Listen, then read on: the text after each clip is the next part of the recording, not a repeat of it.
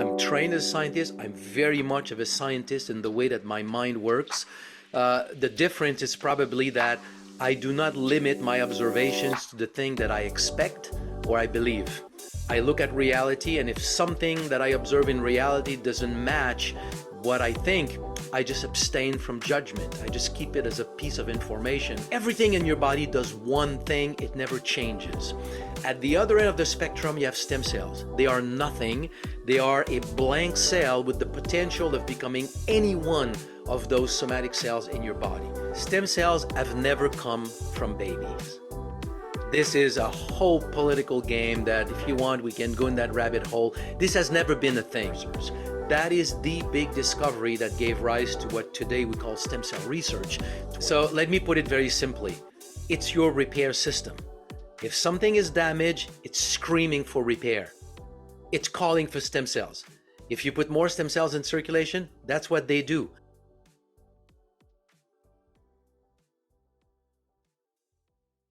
Christian, welcome to the Book Thinkers Life-Changing Books podcast. We're so excited to get to know you, talk about your books, and nerd out about stem cells. But before we get into it, I'd love to go back and ask why you decided to spend time at an ashram, which is a monastery, if I'm not mistaken, in the French Alps. Wow. Why did I decide to do this? Well, I'll try to keep that short, but in essence, my background is brain research. So I'm in my maybe 19, 20, maybe 21, and I'm doing research on memory and epilepsy at the Montreal Neurological Institute. So I'm essentially using electrodes to record electrical activity in living brain or brain slices in both humans and animals. And while I'm looking and studying for this sort of a substrate of memory in the brain, at the same time I'm developing a deep interest in Hinduism, Buddhism, and all of this, and becomes this conviction, beyond conviction, like the understanding that this is a reality of life. Reincarnation is a thing. You know, you've had past lives, you will have more. It's just a reality of life. So if your brain completely gets eaten up by worms, but in a next life you remember your past life, that means memory is not in the brain. So I started to really come across like very deep contradiction between what my beliefs were becoming and what I was doing. Observation in the scientific world with some hypotheses or theories that were expressed by some of my professor, and I would come back and I would question them, because in the view of this 19, 20-year-old, the truth is the truth. So your professor may have a big title, it doesn't matter, the truth is the truth. So I crossed some lines here by basically telling professors, your theory is nonsense because of this and this and this piece of information in the literature. And one day, the dean, in a very kind voice, he was a very sweet man. The dean called me in his office, and he says, "Christian, you should just wait before you have your PhD to express your opinions." And the 20-year-old, it just killed the scientist. And it was just, I was a purist. For me, a title just meant nothing. The truth is the truth. So I took all my PhD, turned it around, wrote a master's with it, and I went to live in a monastery where I guess I find more of what I was looking for, searching the mind. That's so fascinating. Did you grow up with a spiritual background at all? Did you go to churches? Did you go to, like, how did you get into the spirituality, or is it just through this studying of the mind? It's not the kind of questions that I normally get in the field of stem cell research, Yes. but it's fascinating. I did not grow up in a family that was religious at all. I remember being maybe 7, 8, 9, 10, and going myself Sunday morning at church without my parents, just because it was something that was attracting me all my life. I was a very shy young boy. I really did not have a lot of friends. So my friends, I can tell you, until fairly late, until my early teens, was Jesus. So he was my friend. So it's almost like how I grew up, but very early on, this thing was in me, if you want. Well, if there's only one God, then how can you say Jesus is better than the Buddha? Or those things like very quickly did not make sense. So I very, very early on, I would say maybe 14, 15, just starting to dig a little bit into other views of the world. And so that ashram that I went to was an ecumenical ashram. So it was not one tradition. We were basically seeking to go to the source of all that is. Let's put it that way. I love Well, that. I'll let you go, Nick, in just a minute. I just wanted to say thank you so much for sharing that. I think it's like, I don't know, just to it's an important thing. I came across that you were a little bit more spiritual than I was expecting you to be, and I thought that was so fascinating. So that's why I wanted to talk about that a little bit. But I appreciate you being willing to share, and I'll pass it over to you. I'm a very, I would say I'm probably a very rare kind of scientist because I'm trained as a scientist. I'm very much of a scientist in the way that my mind works. The difference is probably that I do not limit my observations to the thing that I expect or I believe. I look at reality, and if something that I observe in reality doesn't match what I think, I just abstain from judgment. I just keep it as a piece of information.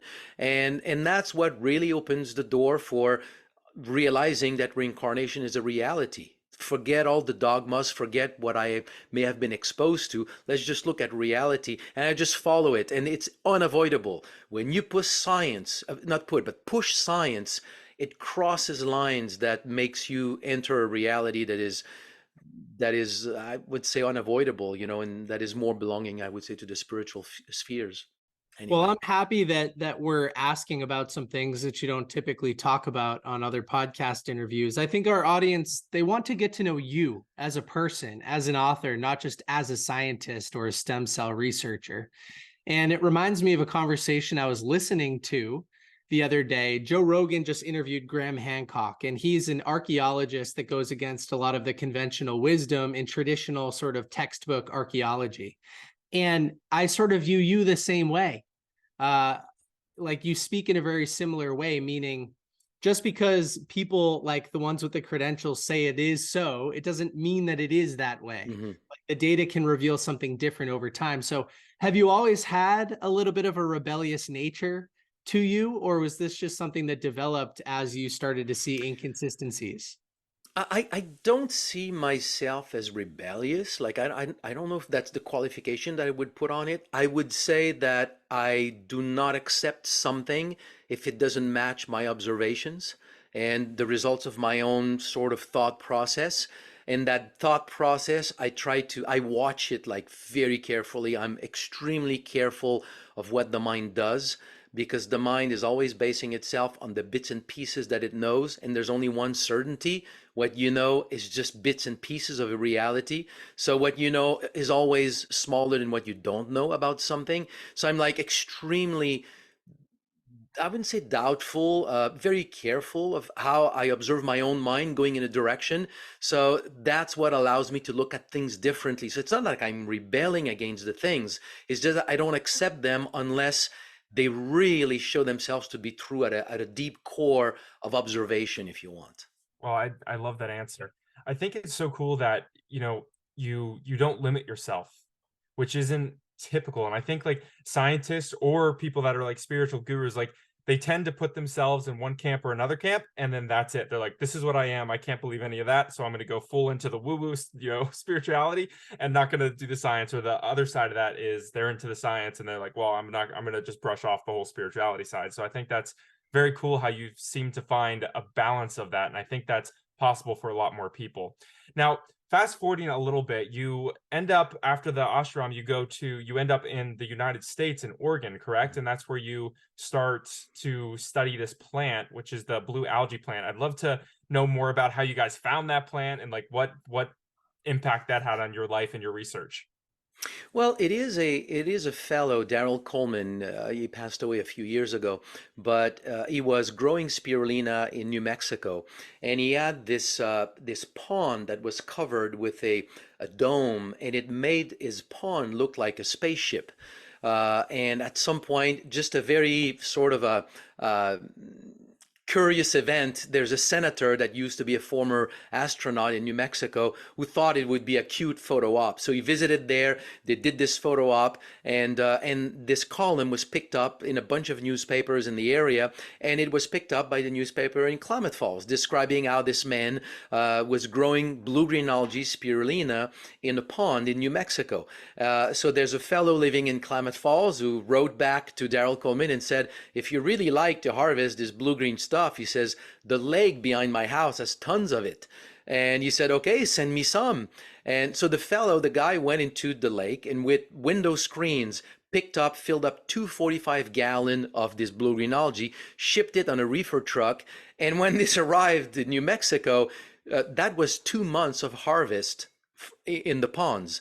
So he said, wow. So he jumped in his car, drove to Klamath Lake, and that was his beginning of harvesting this blue-green algae as a dietary supplement. It's very different. No, it's not very different. It is different from spirulina in certain respect. One of them is its effect on stem cells. We discovered that later, but its benefit on the mind. It gives you sort of a sense of mental clarity, mental energy, and that was the main reason why it was developed. So when DSHEA was passed in America, the Dietary Supplement Health and Education Act in 1994, the company needed to have scientific documentation to support any of the claim they would make. They hired me, and it's through a set of circumstance. I had heard of their product. I was in Montreal. What I skipped there, that is sort of part, in my world, it's part of this whole spiritual continuum, but I developed ways of learning really, really fast. And I wrote a book about learning fast, like learning a language in a week, for example, those kinds of things. And so it gives me the chance of teaching something complicated and make it very simple. So I started to lecture for that company in Montreal. Somebody told the company, hey, you've got somebody in Montreal that is teaching about your product, and maybe you should ask him to teach for your company. So they invited me to speak with them, and one thing leading to another, they hired me. So in 1995, I moved to Oregon to head the research and development department for that company. So to make the story very short, in the process of studying that plant, I came across people reversing multiple sclerosis, Parkinson, diabetes, liver failure, kidney failure, emphysema, so many different aspects of human health we had no understanding until the observations start to come out that stem cells were more powerful in your body than just be precursors to blood cells. So we started to look at the effect of that plant on stem cells, and we discovered that it was a stem cell mobilizer. It was putting more stem cells in circulation. And that's where all my interest shifted into stem cells. That's kind of how all of that happened. Can we just take a moment from a high level and define stem cells for everybody that's listening today? Everything in your body are called somatic cells, meaning they are cells that are very specialized. They will do one only thing. They will never transform, will never multiply. If you lose your sight, you lose cells in your, let's say you stop hearing. If you tell somebody, scream louder in my eye, it's not going to work. The cells in your retina respond to light. The cells in your ear respond to sound vibration. Everything in your body does one thing. It never changes. At the other end of the spectrum, you have stem cells. They are nothing. They are a blank cell with the potential of becoming any one of those somatic cells in your body. So they were traditionally known to only be blood precursors. That is the big discovery that gave rise to what today we call stem cell research. 20-some years ago, we discovered these stem cells that have been known for decades to be precursors to red blood cells, white blood cells, and platelets. Well, they can also become heart, liver, lung cells, pancreatic cells, brain cells, everything in your body. And they not only they do it, and they do it every day of your life. It's your repair system. That's so cool. I think 2023, we're in this world where stem cells is kind of this buzzword that so many people use. And what I've noticed is that I've just recently started to get into kind of the research side of it, because I've had some older friends that are going down to Mexico and doing stem cells. And I'm like, what the heck is that? Why are they going down to Mexico to get stem cells? Like, what does this mean? So I think there's a lot of misconceptions about exactly what it is. So thank you for bringing some clarity to that. But maybe we can bring some further clarity to it as well, because I know I've looked at a couple of your TikTok videos, and the questions that come up a lot are, where do you get stem cells from? Can you only get them from babies? Like, Is there any way to get new stem cells through your diet? Do you have any answers to those questions? Yeah. Stem cells have never come from babies. This is a whole political game that if you Mm, want, we can go in that rabbit hole. This has never been a thing.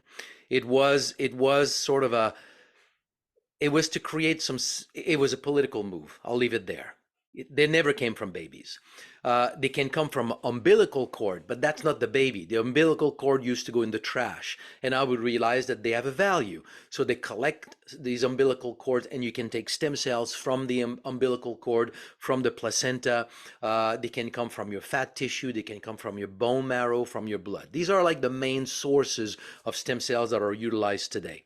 What I'm working with is not stem cells. What I'm working with is plant extract that when you consume them orally, they will trigger these plant extract and their active compounds will trigger the release of your own stem cells.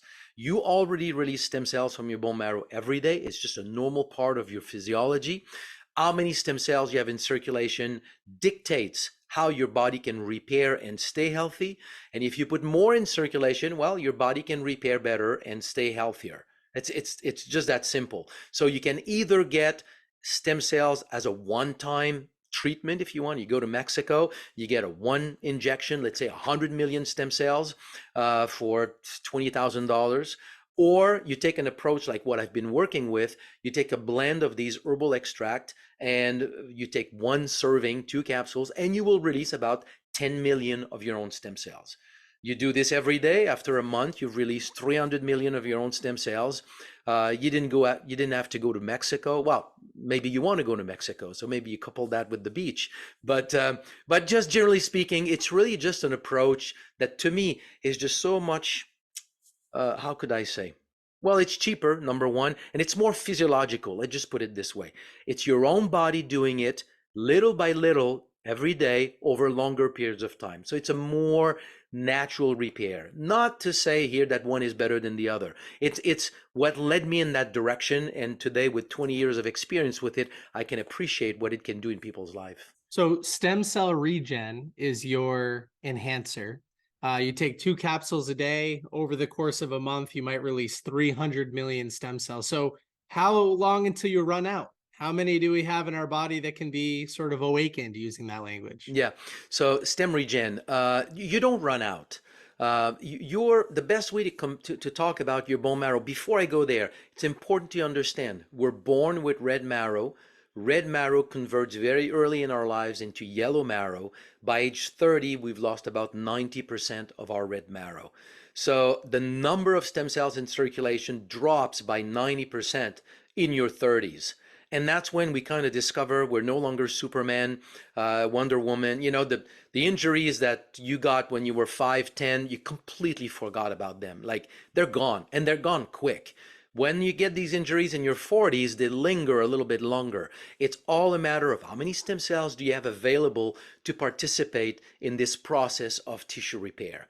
So you want to have enough stem cells in circulation. But stem cells in circulation is reflected by how much red marrow you have and how much this red marrow is releasing stem cells. But the red marrow is more like a well. You go in an artesian well. If you take more water from the artesian well, your well is not going to go down. Your well always stays at the same level. Your red marrow functions like this. When a stem cell leaves the bone marrow, it divides and it leaves a sister behind. So you don't, the level of stem cells in the bone marrow, when you release 10 million, you don't have a lack of 10 million in your bone marrow. It stays very constant. It keeps shrinking as you age, but what you have is just as productive. That's so fascinating. I'm sorry, I keep hogging from Nick. Nick, he wants to ask some questions too. I'll let you, Nick, I promise. But I just find this is just such a fascinating thing. I just turned 30 a week ago and I'm like listening to it. That's why I'm like, I think I'm getting more into this whole stem cell thing, because I'm like, I'm already starting to notice my body's it takes a little bit longer, to recover from a workout. And you start to notice those things as you age a little bit. So I think this is just such a fascinating topic. I'm curious. So how does what is it about these plants that triggers this inside of our bodies? And I'm sure it's like extremely scientific, but like, Is there any way in like layman terms and regular language that we can understand how these plants are, I don't know, extracting that out of our system, those stem Mhm. cells? Yeah, I mean, before I go there, let me put that like in a very broad context. These plants are not doing anything new. Mm, It's just that we've lifted the cover on something that had always been there. We just didn't know that it was there. Because how do I identify these plants? They're not like super rare plants that nobody had seen before. I choose these plants because they have a long history of use for many different types of health benefits. So if I come across a plant that has been reported historically to be good for your heart, for your lung, liver function, by the way, diabetes, and also to repair from broken bones. And it's also good for emphysema. And in another place in the world, well, they use it for Parkinson. That tells me stem cells. When it starts to do many things, stem cells. So I go and test it, and I can show that that plant indeed works by releasing stem cells. So that plant now doesn't do something novel. The novelty is just that now we document it. It's been doing this forever. So it's not really a new thing. So really what we're doing is try to understand how it's doing it. And right now the understanding is that, and I'll try to make this simple because it can get quickly complicated. When a stem cell stays in the bone marrow, it all depends on what is referred to as the CXCR4 SDF1 axis, which is SDF1, stromal derived factor 1, is a molecule released by the bone marrow constantly or released by an injured tissue. So when that molecule is released, the stem cells has a receptor, CXCR4, specific for SDF1. When these two connect together, the stem cells express adhesion molecule and it clings to its environment. So as this molecule is released in the bone marrow, constantly connecting with that receptor, the stem cells constantly stays in the bone marrow. The moment you disrupt this connection, you allow the stem cells to detach from the bone marrow. So when you have an injury, the injured compound, the injured part of your body will release a compound called granulocyte colony stimulating factor, GCSF. When it gets into your bone marrow, it makes your bone marrow secrete an enzyme that digests SDF1. If you don't have SDF1 and it does not connect, therefore, with the receptor, the stem cells lose its adhesion to the bone marrow, gets back in the blood. Another thing you can do is that there's a molecule that activates those receptors. If you can block the molecule that activates these receptors, now you get the molecule, but you no longer have the receptor. So it detached from the bone marrow. Blue-green algae from Klamath Lake contains a blocker of the molecule that activates the receptor. That's how we documented how it was working. There are compounds, other compounds your body makes that will trigger stem cell release, like stem cell factor is one of them. Panax notogensin will increase the amount of stem cell factor into your blood and will also make SDF1 show up into your blood. So SDF1 is in the bone marrow. When it shows up into your blood higher than your bone marrow, it creates a gradient now where stem cells are more attracted to the blood than to the bone marrow. So these are all the different ways by which these plants are acting. So in a nutshell, the vast majority of these plants act by mimicking the same thing as if your body had an injury. So you may have heard of these products that trigger autophagy in the body. They're called fasting mimicking compounds. Call those injury mimicking compounds. That's essentially what it is. And your body trigger a repair response. But if there's nothing specific to heal, then they go and they just like replace the cells that are being lost in the body, and that's their anti-aging, properties. So how many plant extracts are there in your Stem Regen product? We have 5 plant extract that we have documented work by increasing the number of stem cells in circulation. But as we are studying plants, this is like real scientific research. Like we don't know what we're going to discover. So along the way, as we're looking at plants like goji berry, medicinal mushroom, colostrum, these are all plants that have been associated with a broad variety of health benefits. We found something completely different. Within about 20 minutes of consumption, the number of stem cells drop suddenly in the bloodstream. So as scientists in the lab, when you see this, the first reaction was, okay, something's wrong with our machines. So let's clean the machine. Repeat the study, another decrease. Okay, something's wrong probably with the region. Maybe our antibodies.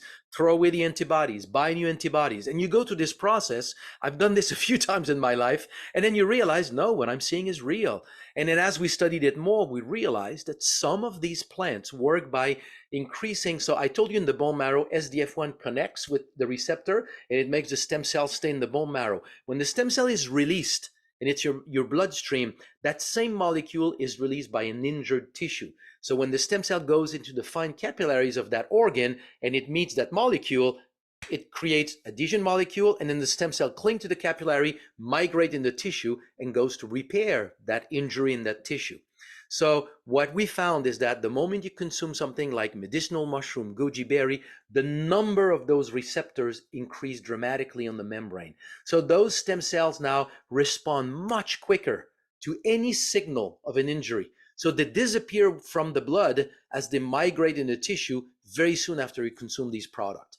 So it became clear in my mind that although the migration step is not very well documented in the scientific literature because there's no drug known to do this. So therefore, there's no studies on it. But it's pretty obvious if it's in the blood and it goes and repair your pancreas, it needs to get into the pancreas. So although I cannot really quote a lot of science and studies behind it, it's pretty clear to me that if I stimulate their release and I found something that can stimulate their migration as well, let's blend them together.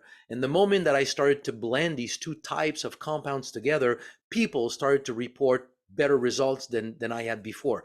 So I started to blend those two types of compounds in the products that I'm developing. So it's 5 plants that trigger stem cell release and 2 that we have documented trigger migration into tissues. I don't know if it's placebo or what it is, but a couple of months ago, I hurt my back a little bit when I was in the gym. And it was right around the time that I received a bottle of Stem Regen. And I took it for a full month, and my back injury went away very quickly, like very, very, very quickly. And so I'm curious, was that placebo, or how fast can Stem Regen or this proprietary sort of group of compounds that you're putting together, like how fast can they take action, and can people actually notice a difference in healing their body? Well, you're one of the thousands and thousands of people who have had this placebo effect.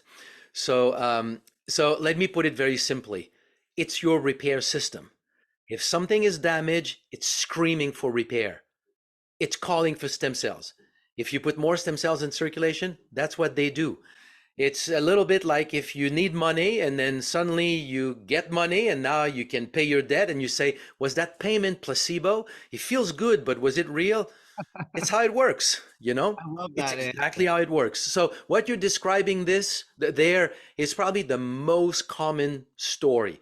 And actually to a point where we're starting to develop that market segment where we tell people, so Luke, you were talking about going to the gym and starting to see that you don't recover as fast.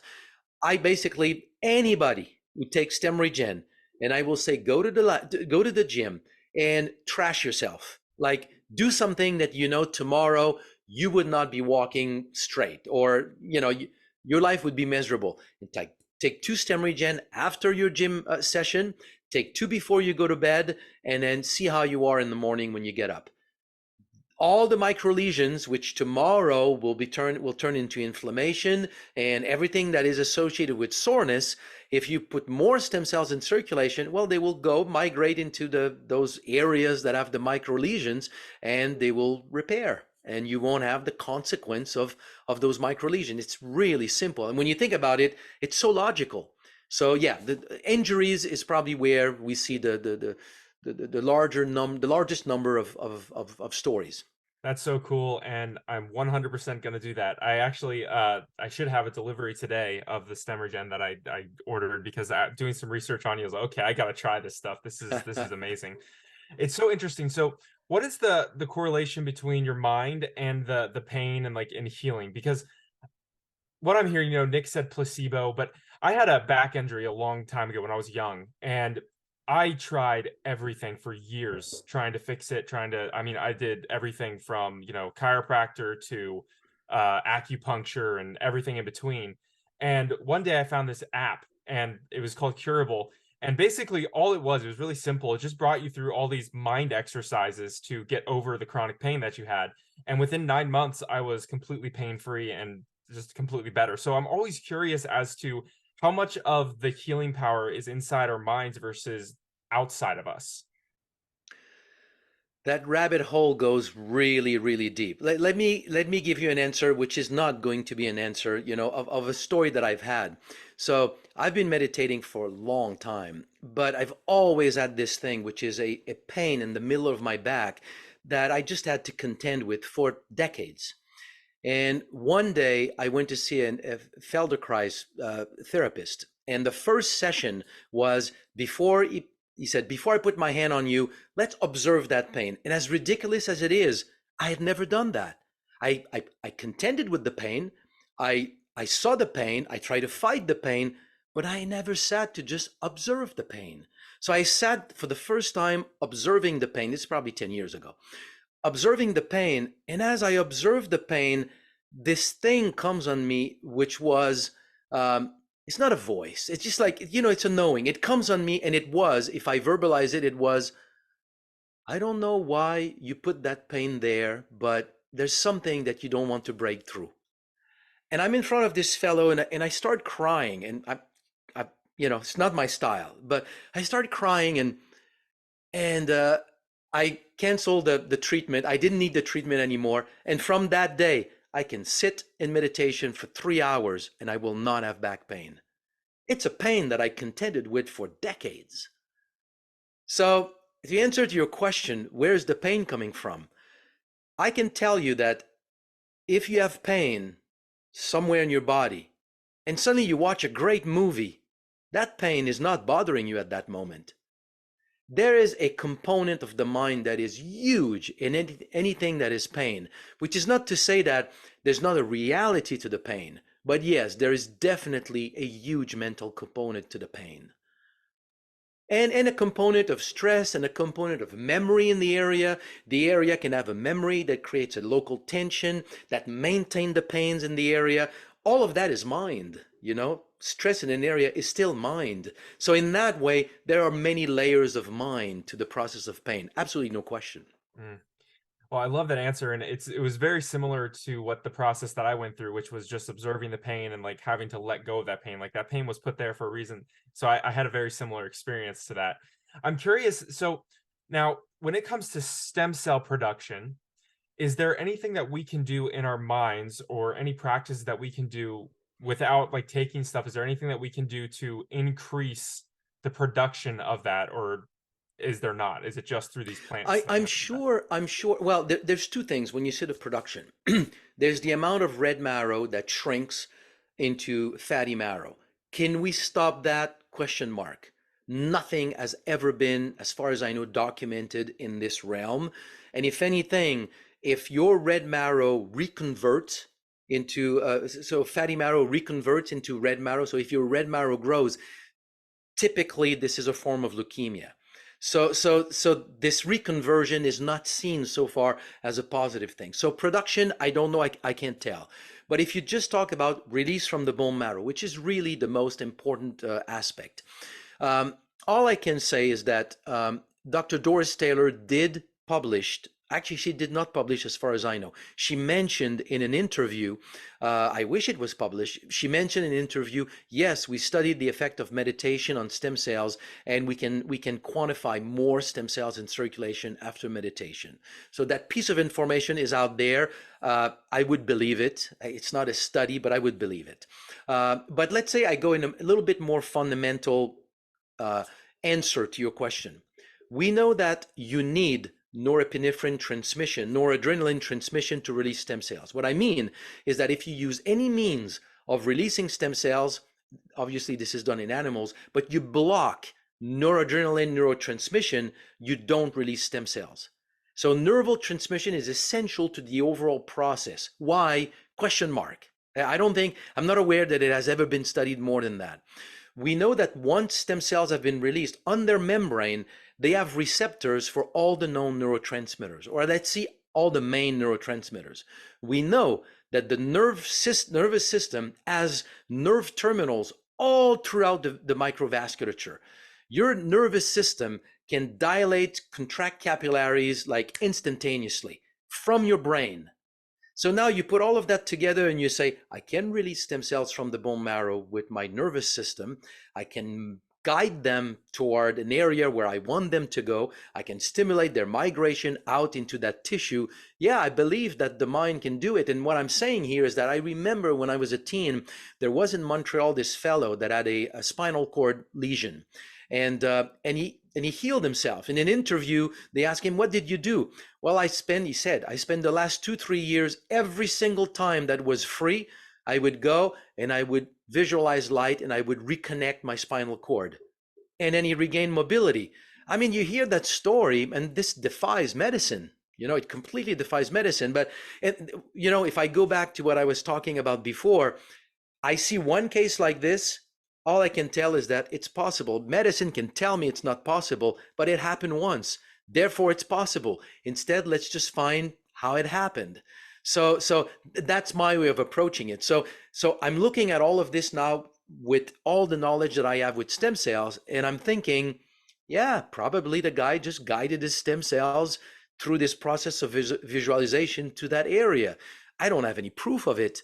It just makes a whole lot of sense. I can feel your energy through the screen, which doesn't happen very often, but I see your passion behind all this stuff. And I love it. Like you're talking, I'm getting goosebumps. It's such a fun conversation that I think we could probably go for hours longer. I have a couple more questions, then I'll toss it over to Nick, but what's been the thing that's like what's your driving force? What's your why? What's like getting you going? Because I mean, I see your passion behind it, but what is it like ultimately? Like, what's your why? Well, there's two things. I would say the very first one, which is a little bit more like philosophical, if you want, for me, is that I did not choose to do stem cells. It's something that fell on my plate when I was like 20 some years ago. And when I proposed this idea that stem cells were the repair system of the body, and I had a plan that was putting more stem cells in circulation, honestly, the thought that came to me, honestly, super naive, but it was like, oh my God, we're putting an end to disease. I was excited.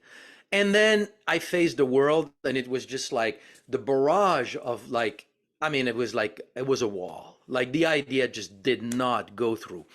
So I thought, okay, I'm just going to abandon it. But if I have the belief that this can really change health and wellness and the whole world of medicine, and I'm the only one I'm convinced, I have zero doubt, but I'm the only one believing it, am I allowed to drop it?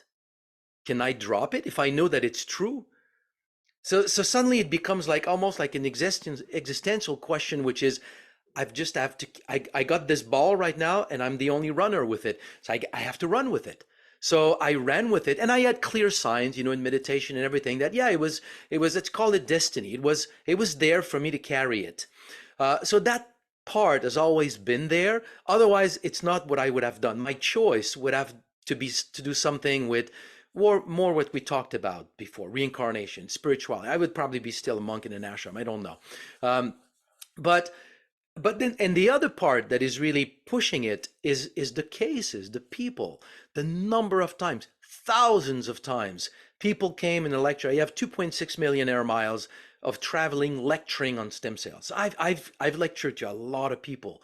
The number of times that people came to tell me their stories, and some of these stories were so touching, like parents like crying, not crying like hysterically, like tearing up because of what it did to their child, how it changed it. Like, here's one story, just as an example. I'm in Mexico once, and this father introduced me to his daughter. She's 12. And he's telling me the story that she had vitiligo. She's born with vitiligo. So her hands, her face, her body has all these white spots, and she was bullied all the time at school. So her childhood was miserable. So she's taking the product that we had at the time. And then he asked his daughter, he says, remove your sandal. And they're showing me the only white spot left was about a pea size on the surface of her foot.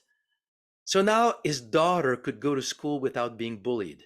What does that do in the life of a child and in the parents? So you hear a story like this, can you just say, you know what, I'm hitting resistance with this whole concept. it's just too difficult for me. I'm going to stop. Like, can I do that? When you hear those kinds of stories, you can't. So it's the stories. The stories has been over the years the fuel.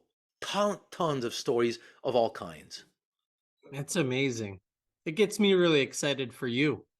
And I'm happy that we've connected and that I've used your product and I'll continue to use your product. And as things get updated and you put out new things in the future, I'm excited to be involved with them as well.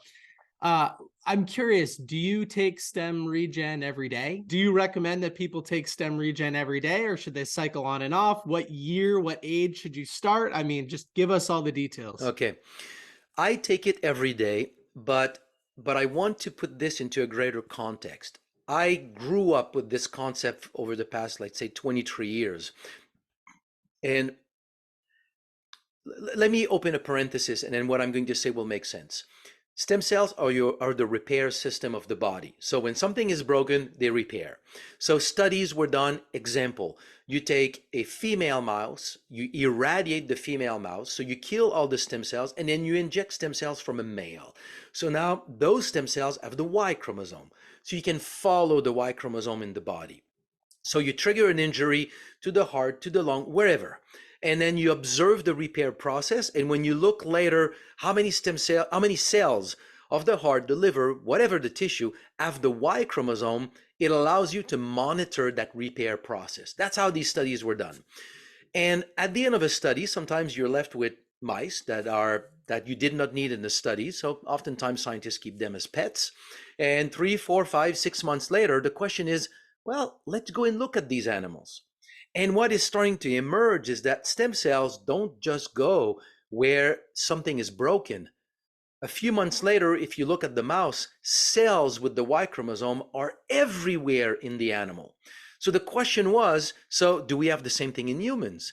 And there's one set of circumstance when you can test that in human, is a woman with leukemia that got a treatment of radiation and then received a bone marrow transplant from a male compatible donor. Now, all of her bone marrow is made with stem cells that have the Y chromosome, but her body is made with cells that have the double X. So now scientists went back into bank of tissue biopsies taken from women after they died at the time of the autopsy, women that received a bone marrow transplant and died a year, 5, 10, 15, 20 years later. So now across tissues and with time, it revealed a phenomenon that intuitively we have known for a long time, but scientifically we had no data. We are constantly in the process of turnover. So Luke, you're turning 30. You don't have a 30-year-old lung. You don't have a 30-year-old liver. You don't have a 30-year-old pancreas. We have a new pancreas every 4 to 6 years, new lung 2, 3 years, new skin every month, half of a new heart every 25 years. So you've already have half of a new heart. So that means turnover, meaning you lose cells and you need stem cells to replace what is being lost. But by age 30, you've lost 90% of the replacement part of the equation. So there's a point in your 30s where you lose that balance between loss and replacement. And that's the day when you start to experience aging. The real deficit will show up maybe 10, 30 years down the road, but you have started the process. So understanding this whole phenomenon, my view was you need to offset that cellular loss every day because it happens every day. So I've taken it every day of my life. But now, I guess over the years, if we have a product now with Stem Regen that is more potent and more powerful than anything else I've done before, if you release 10 million stem cells with 2 capsules, after a month, you've released 300 million stem cells. Maybe you can do this for a month and do this, let's say, 4 times a year, and you'll recover the last 3 months. Maybe you don't need to do this every day, or maybe you do it every 3 days. So I'm thinking, yeah, somebody could do this. Like, you monitor your body and you do it somewhat regularly. It doesn't have to be every day. And if a day you feel that something needs to repair, well, you just up the dose, you put a little bit more stem cells in circulation. The older you are, the more regular you need to start to get on doing this, because in 2013 I published this view. Given everything that I said, it kind of comes to reason, or you can express the hypothesis that decline in the number of stem cells is the reason why people develop age-related diseases. But there's a way to prove that. So I published this theory in 2013, and I said, the way to prove it, let's go and count the number of stem cells in people who have developed age-related diseases, and let's compare that to people who are healthy of the same age. We should see that people with disease have fewer stem cells. It will be the evidence to say there's a link between how many stem cells you have every day and the development of disease or your ability to stay healthy. Now, about 50 of those studies have been done. If you count the number of stem cells in people with diabetes, kidney failure, liver failure, emphysema, heart disease, atherosclerosis, erectile dysfunction, arthritis, lupus, Parkinson, Alzheimer's, liver failure. I mean, the list is growing. All these people across the board have less than 50% of the number of stem cells that you find in a healthy person.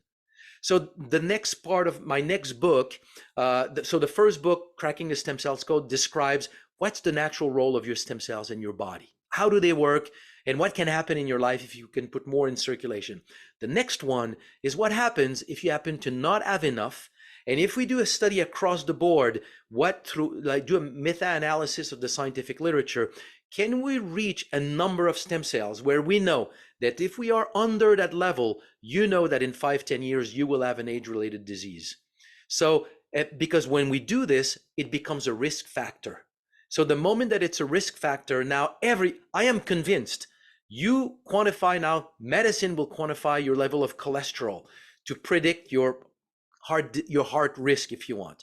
Honestly, you get about the same precision with flipping a coin. Honestly, it's about the same precision. But if you count the number of stem cells in circulation, that is going to be such a better marker of losing your health in the next 5, 10, 15 years. And you can just sit back, and if I ask you, what is through your family, genetics, lifestyle, what is the weakness in your physiology? You know what is your weak. Maybe not at 30. At 40, you start to really know where your weakness is in your physiology.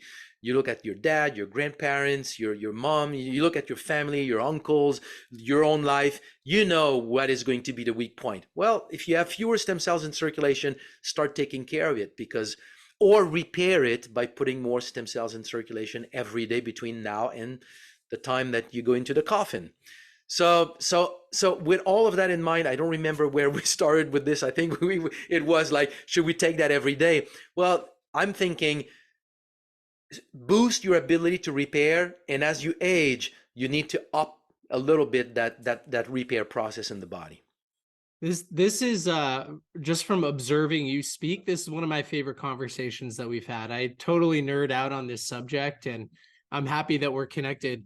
We have a hard stop in a couple of minutes, so I'll kick it over to Luke for his sort of famous final last question, and we'll probably have to have you on again once Luke and I do another round of Stem Regen, so we can talk a little bit about our experience. I mean, I did it for 1 full month. I just purchased another bottle while we were talking, so I'll do it for another full month soon. Yeah, well, like I said earlier, this conversation could probably go on for hours just because it's something that I'm so fascinated by, and I love talking to somebody that just has such a passion for something. Like, you can just feel it, and I'm so grateful for your time and coming on our show. This has been great. But I'll have 2 final questions. The first one is this, which I ask every guest, is if all the stuff that you put out, the research, the books, the courses, the speaking gigs, all that disappears, but you can leave the world with a single piece of advice, what would it be? Joy is a choice. Mm. You can choose it any day. There's nothing, absolutely nothing that has happened in your past that is real today. It's only real because you carry it. You can choose to let it go, and joy is right there. That would be it. I love that. More people need to hear it. I can't wait to get this episode out. Well, the final question is this. Where can people go to find out a little bit more about you? Where can they go to find Stem Regen and all the books? You go to stemregen.co, so you can see the Stem Regen. You can have the book. You can follow, as you mentioned before, on TikTok, Stem Cell Christian, Instagram as well. I use Stem Cell Christian because nobody can spell Drapeau. So you can get information there, and all the research that we have done is all on our website, stemregen.co. Perfect. Well, thank you so much, and we'll be sure to link all that in the show notes. Appreciate your time. This has been such an amazing conversation. My pleasure.